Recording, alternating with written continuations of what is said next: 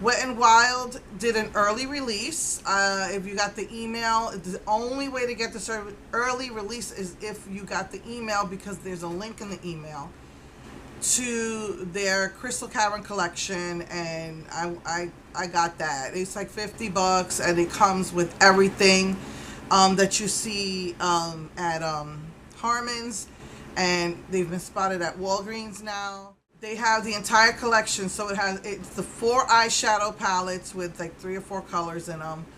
It's the 4 perfume roll-ons.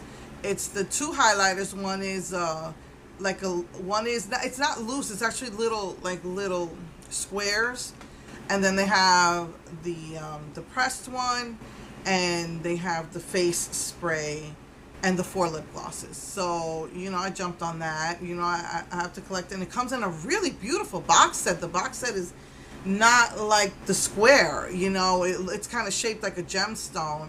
It looks like it might be big like the Rebel Rose box. I'm not sure. But anyway, so that had an early release. I don't know when the official release is yet because they haven't said it.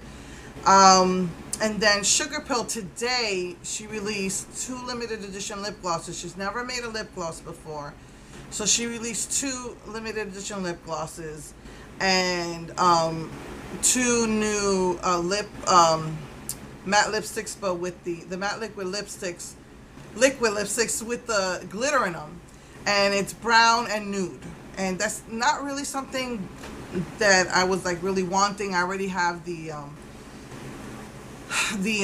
matte one from LA Girls. And it has the purple, it's like a nude with purple glitter in it. So I opted not to get those because she is kind of pricey. It's $18 each.